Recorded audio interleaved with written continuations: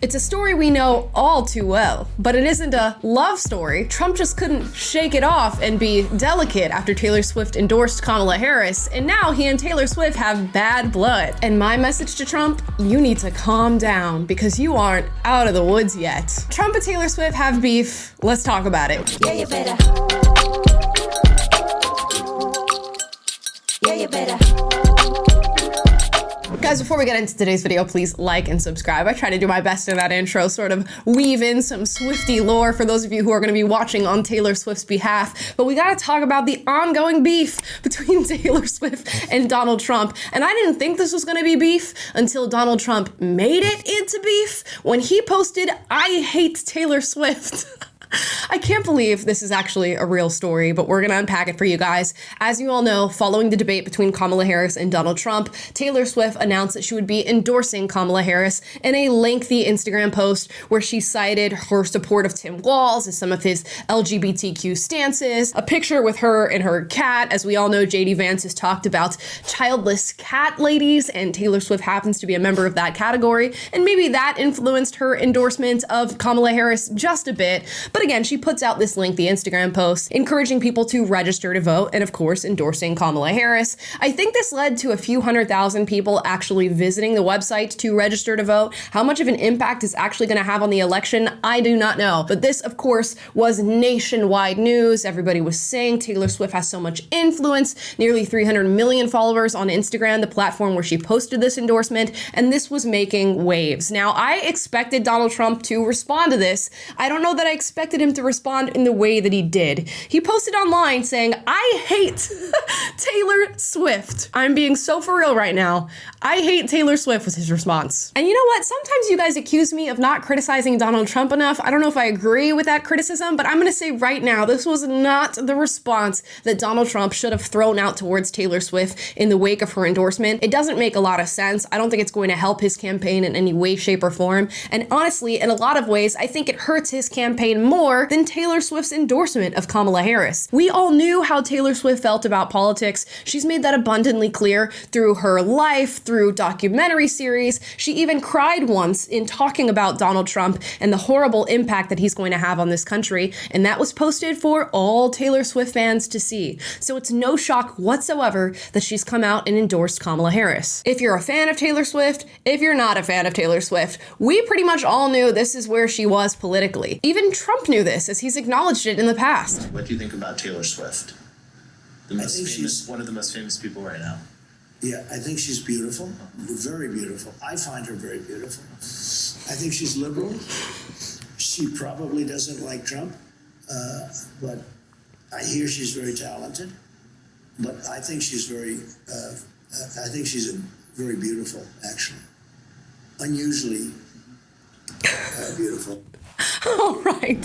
So mixed inside the many plays calling her beautiful, he says, "I don't think she likes Trump," referring to himself in the third person. Another interesting thing to say. But he knew that. He acknowledged that she was liberal. But now on the other end of this endorsement, he's saying that he hates Taylor Swift. And I say it every time we talk about Taylor Swift on this channel, I am not a Swiftie. In fact, I have many points of criticism for Taylor Swift. Some in regard to her music and her putting her exes on blast. Others in regard to her politics. I don't agree with her stance on this current election. I don't agree with her stance on LGBTQ issues. I don't agree with the fact that she talks about the catastrophic impact of climate change while flying all over the world in her private jet. She was actually ranked as a celebrity with the highest carbon emissions. So there's a lot of hypocrisy going on in her corner of the room, but do I hate Taylor Swift?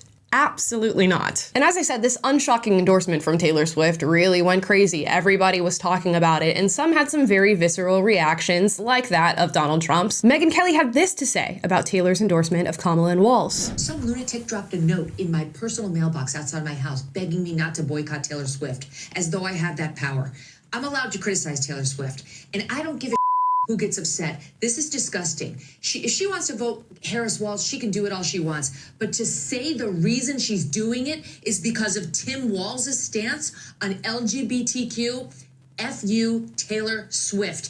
And F all of the people who want to see these children have body parts chopped off and watch them sterilized under the age of consent, and then will ride off to their multi-gazillion-dollar mansions, never to think of them again. Okay. Now, this bit of criticism from Megyn Kelly is far more reasonable from what we heard from Donald Trump. Saying, I hate Taylor Swift is way different from laying out actual valid criticism that you have for the things that she's saying and what she's endorsing within her message. And even with that valid criticism, we know that the soundbite that's going to come out of that clip is F you, Taylor Swift, and then people are going to run with this narrative about the conservative right, that we hate anybody who disagrees with us, and we're going to come out with these extremely strong statements towards somebody who wants to vote for Kamala. And don't get me wrong, I applaud the valid criticism that is being laid out against Taylor Swift in many of these clips and in many of the tweets that I'm seeing about her endorsement, but I don't know that I've ever had a visceral reaction towards any celebrity endorsement, and I'm not gonna start now, especially when it comes from somebody like Taylor Swift, who I'll say again, we knew was going to vote in this direction and throw an endorsement towards Kamala Harris. This is not surprising. This is not news, in my opinion. And again, I'll say the response to the endorsement, I think generates a more negative impact than the endorsement itself. What Trump did here was take the bait. Taylor Swift released her endorsement. He could have sat on it, or he could have released a reasonable response to the endorsement with understanding that that has been her position and probably will be her position for the foreseeable future.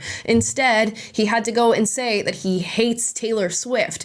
And it is very reminiscent of what we saw happen on debate night between Kamala Harris and Donald Trump. She baited him in a specific instance where she spoke about his rallies and them being boring or so ridiculous that people feel the need to leave early. Instead of shrugging off the comment and focusing on more reasonable attacks on the Kamala Harris campaign, Trump took the bait and had to defend himself, defend his rallies, defend how entertaining they are. He had to defend his ego, and that seems to be what happened with this whole Taylor Swift situation as well. And if you don't think that's true, I'll juxtapose Trump's I hate Taylor Swift response with a more reasonable one, and that came from his running mate, JD Vance. Let's read it. JD said, I don't think most Americans, whether they like her music, are fans of hers or not, are going to be influenced by a billionaire celebrity who I think is fundamentally disconnected from the interests and problems of most Americans. When grocery prices go up by 20%, it hurts most Americans. It doesn't hurt Taylor Swift. JD took a breath. He took a beat. He pointed out very valid criticisms of Taylor Swift that many all across the board share.